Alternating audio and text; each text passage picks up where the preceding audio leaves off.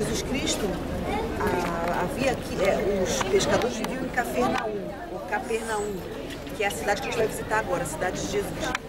Mas eles não trabalhavam lá, eles vinham para cá, para esse recanto do Mar da Galileia, porque aqui tinham 7 fontes de águas cálidas que no inverno atraíam os peixes até aqui. 7 fontes que os romanos chamaram de hepta, 7 heptagion, 7 fontes nessa região aqui. Então, essa era a área de trabalho dos pescadores do Mar da Galileia que moravam lá em Cafarnaum. E foi nessa beira do Mar da Galileia onde Jesus fez a multiplicação dos pães e dos peixes para alimentar aquela multidão de 5.000 pessoas. Agora, quais são os peixes naturais do Mar da Galileia, que é um lago?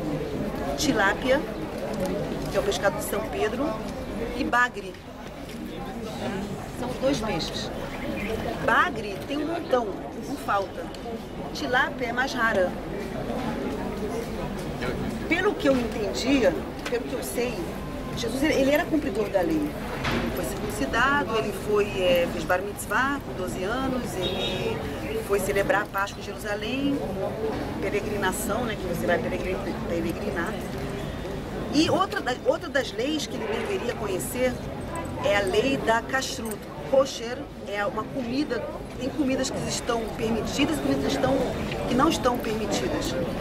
Dentre os peixes, dentre tudo que vem da água, o que está permitido segundo a lei são peixes que têm escamas e nadadeira.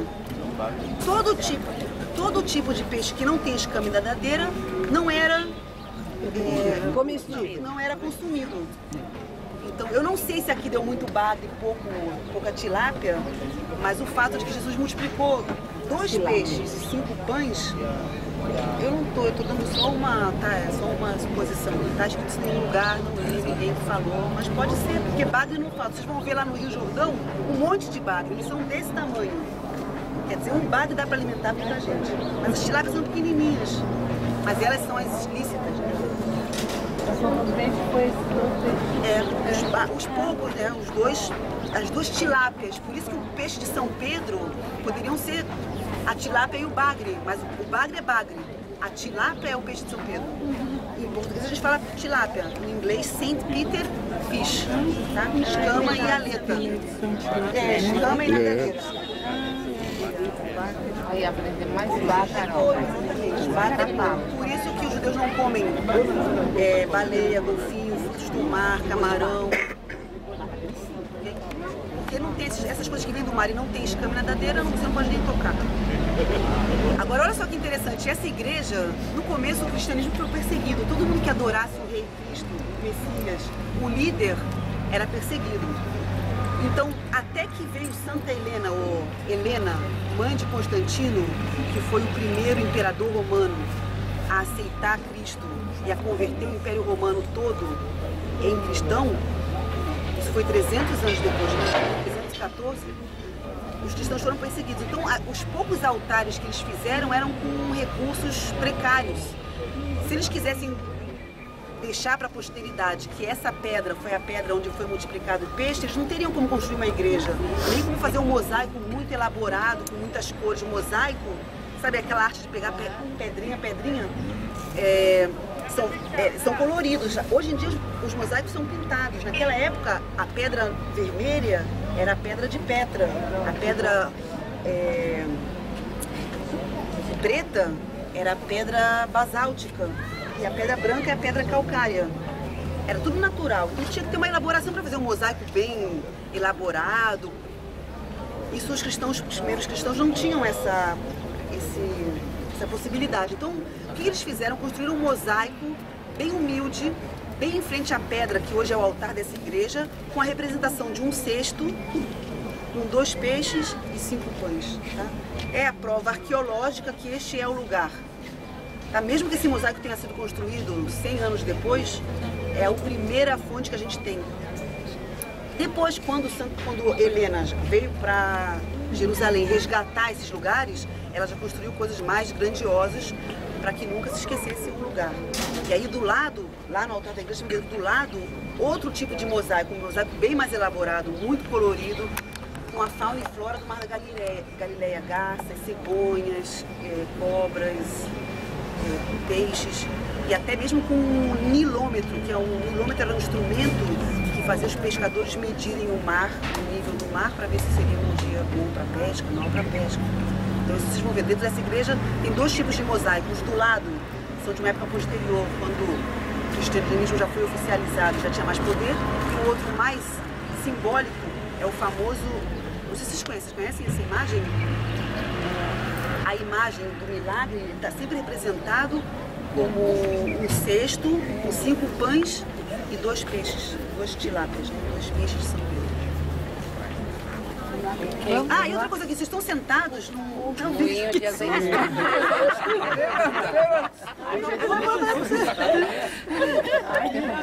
Estão sentados em cima do altar? Isso aqui, ó. Igual o outro, aqui é sagrado sair. Para produzir o azeite de oliva, a azeitona passa por 3 processos. O primeiro é o processo de trituração. Recolhiam as azeitonas, botavam elas aqui. Essa pedra aqui tinha um pau, e aqui tinha um burro, uma vaca que rolava e ia triturando. Depois pegavam todas as azeitonas, botavam numa cesta, e a cesta colocava aqui, fazia a trituração, pressão. Exatamente, trituração, pressão, e depois colocavam água aqui dentro para fazer para filtrar, né? Aí o óleo subia, chegava nesses caninhos, depois escorria. A água e o óleo realmente não se misturam. Né? Lindo. Só que quem vinha pra cá era gente que queria fugir, ou se esconder, ou se refugiar.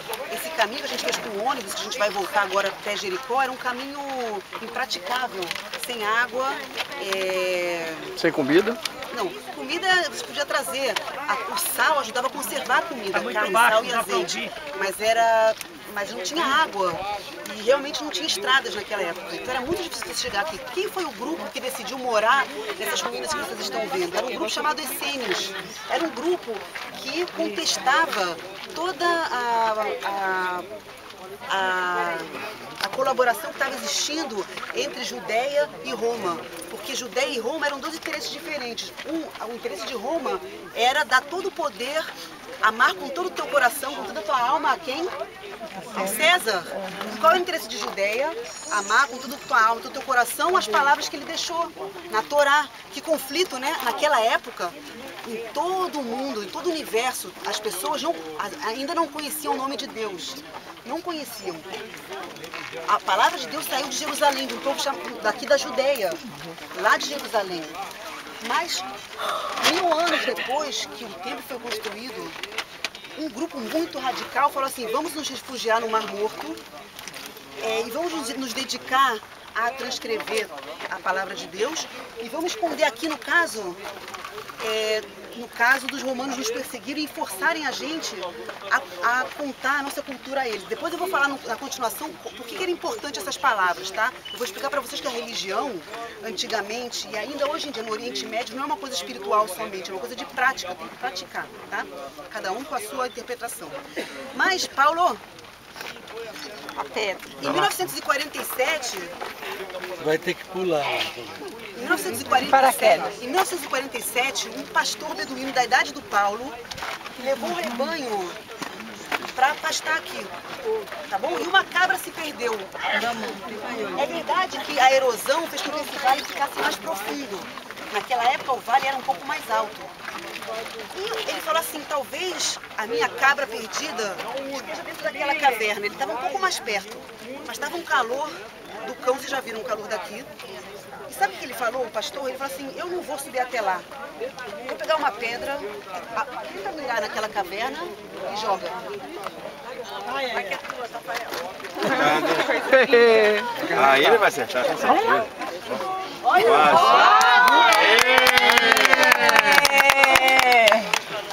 Bem perto, hein? Passou perto.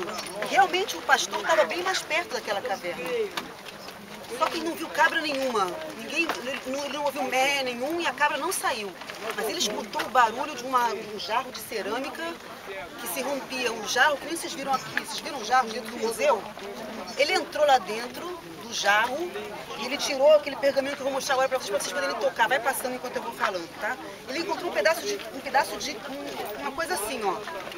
Bem mais apagada que isso. Isso aqui é uma nova. Isso aqui é uma mezuzá que tem nas portas, sabe? Aqui tá escrito Amarás a Deus com todo o teu coração em todas as portas. Pode passar, isso aqui é couro.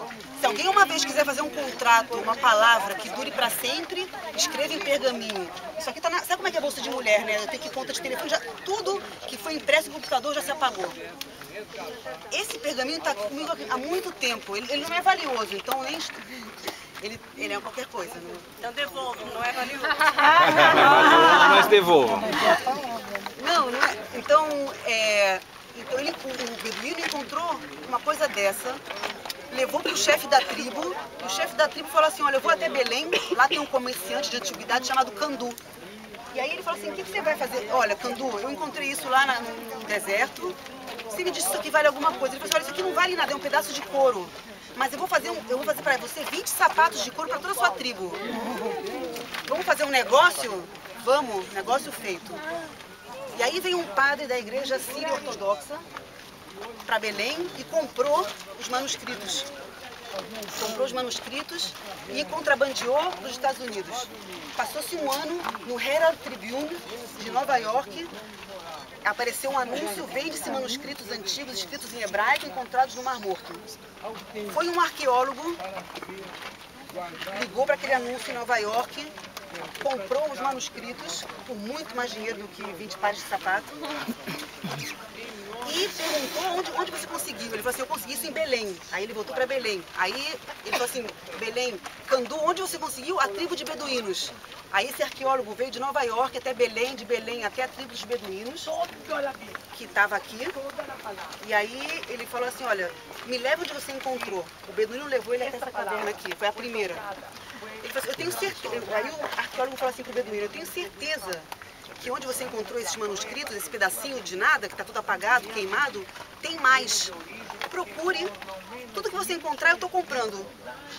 E aí foram 800 manuscritos revelados. O problema é que a maioria dos manuscritos, os que estavam, como o arqueólogo estava oferecendo $10 mil, por exemplo, eu não sei exatamente, por cada pedaço de manuscrito, quando eles encontravam um manuscrito completo, rasgavam em 10 para... Opa!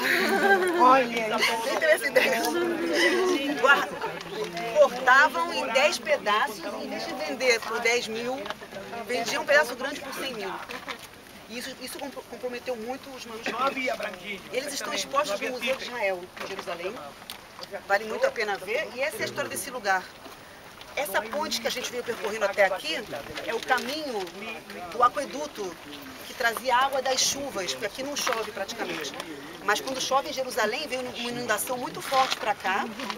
E eles fizeram um sistema de canalização que trazia água, era filtrada, era utilizada para beber, para fazer banhos rituais.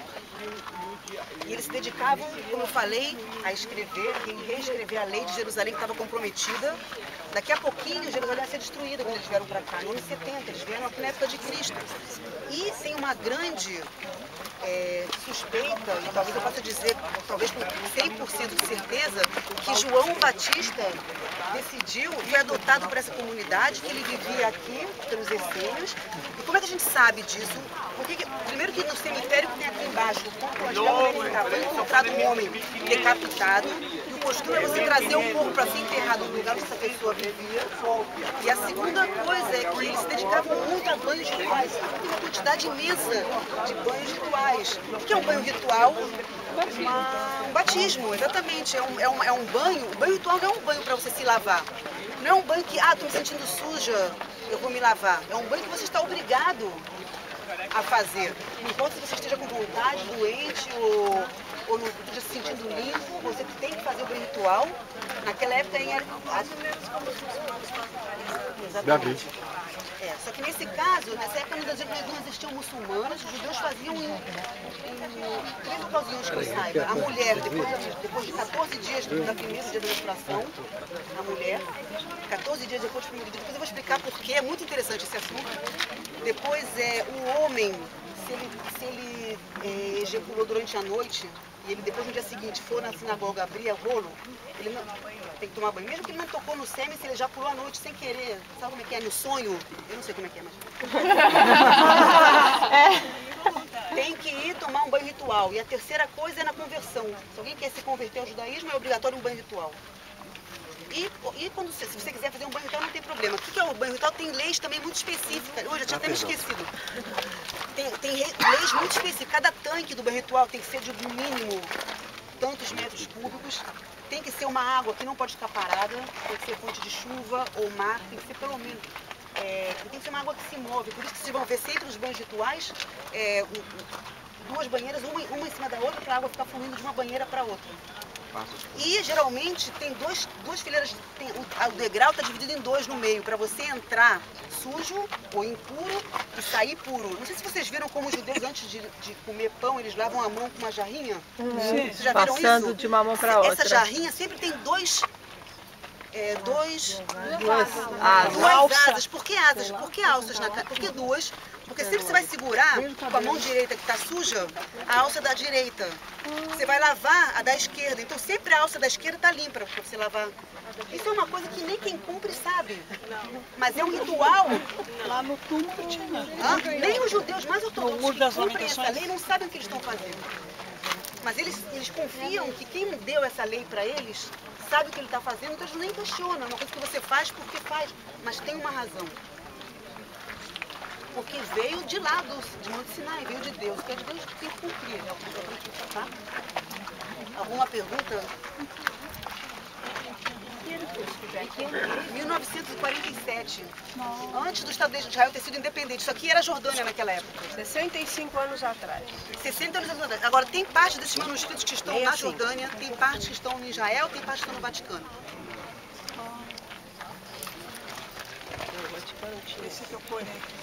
Gente, olha só, vamos agora voltar para um outro caminho, para a gente observem quantos banhos rituais vocês vão ver no caminho. Sempre você vê degrau, uma faixa no meio, é um banho ritual. Puxa-saco de Roma, como toda a família de Herodes, resolveu falar assim, bom, enquanto a gente não falar para Roma que aqui nessa parte do mundo a gente respeita a Roma, eles não vão acreditar, vão pensar que todas as atenções estão em Jerusalém, naquele templo daquele Deus invisível que não pode tocar. Vamos falar, vamos puxar o saco de Roma e vamos construir aqui nesse lugar, nessa cidade, um templo para Zeus, para eles ficarem quietos e não virem atacar, não virem destruir Jerusalém tão rápido, né? Então, Filipe constrói uma cidade aqui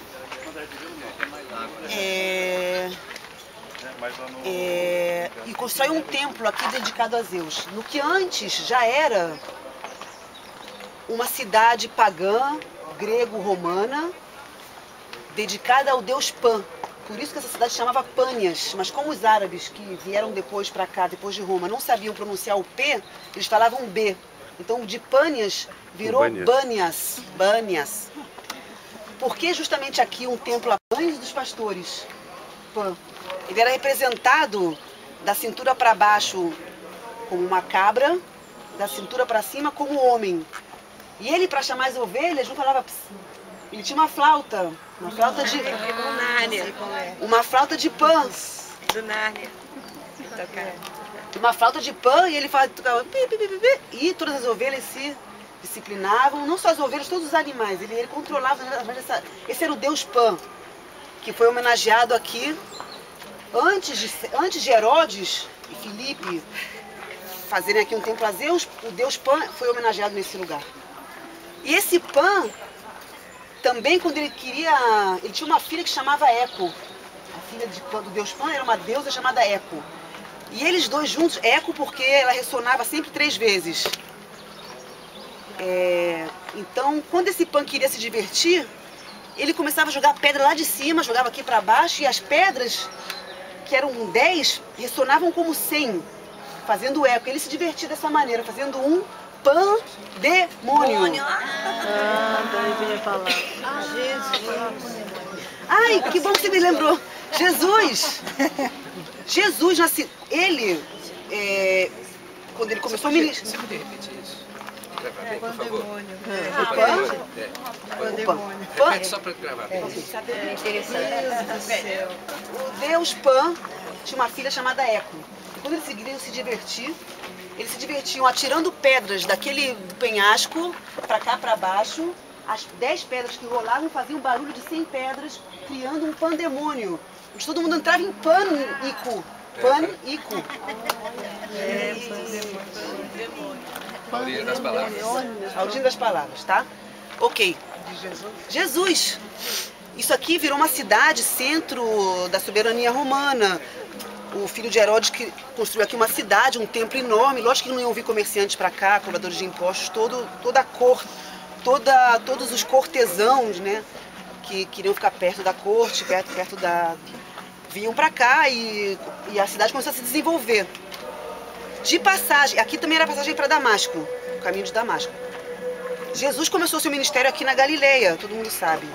E aqui, de passagem, vendo toda essa exuberância de Roma, ele pergunta aos seus discípulos...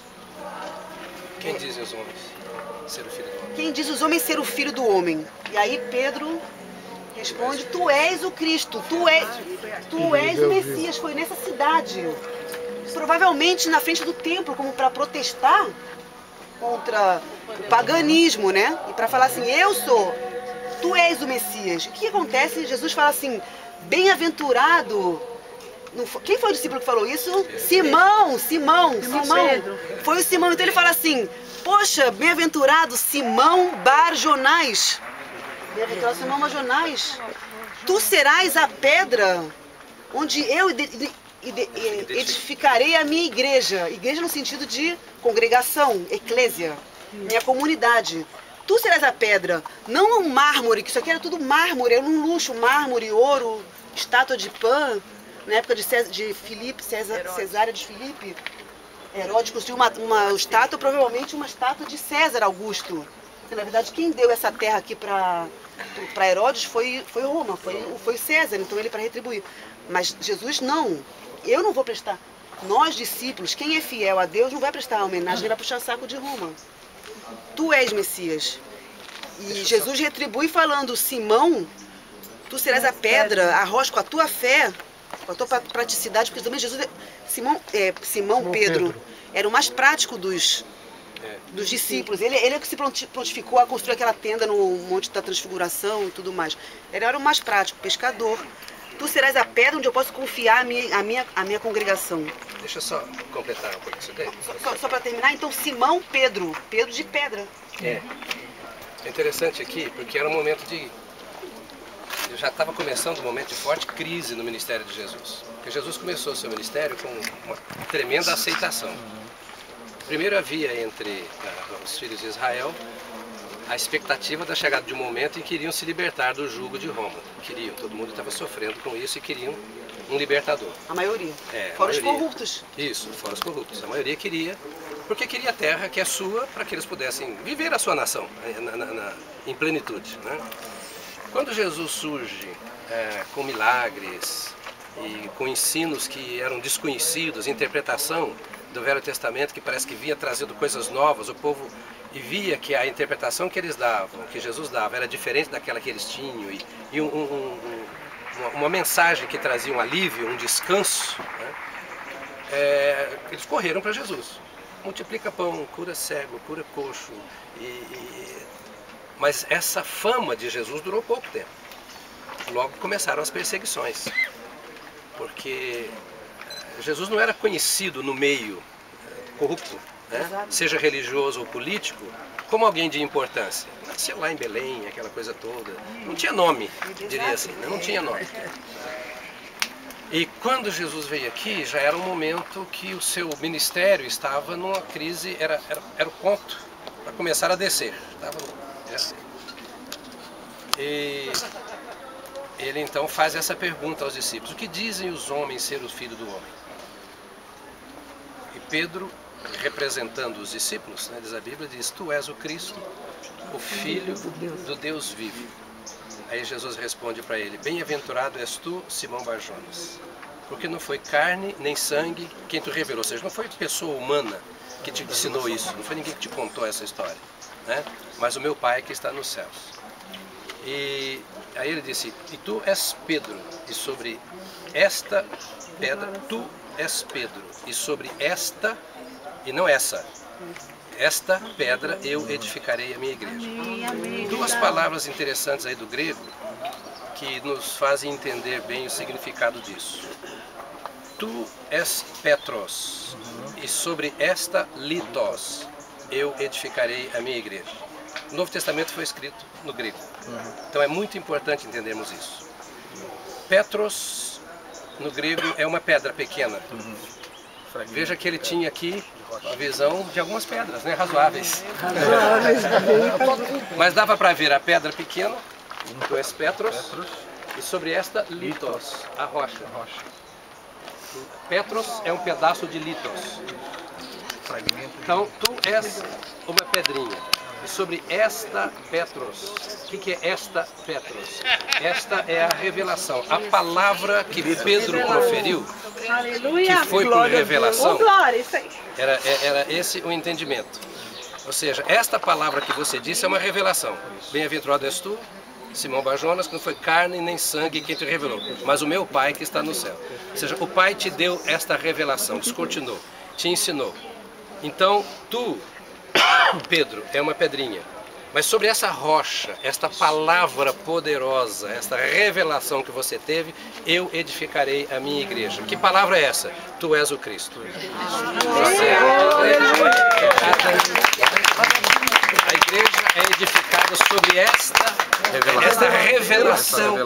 Por isso ele disse, eu edificarei a minha igreja. A minha igreja é a igreja de Cristo. Em cima de uma pessoa, né? Mas em cima da revelação. Agora, como João diz que ele era o verbo, ou seja, a palavra, e a palavra estava com Deus, e a palavra era Deus, quando ele fala da palavra, a revelação, ele está falando de si próprio. Então, como a palavra e ele se confundem, o que ele estava dizendo é que a base da edificação da igreja estava naquela revelação que fora dada. Esse é o fundamento dos apóstolos, né? É o fundamento dos apóstolos. Esse é o fundamento dos apóstolos. A igreja é a igreja de Cristo. Aí se contrapõe a todo o sistema da época e se contrapõe à idolatria e etc. que tinha aqui. Ou seja, vocês são separados disso. Tudo que vocês estão vendo não tem nada a ver. O que tem a ver é a palavra. Aleluia! Tá? Amém!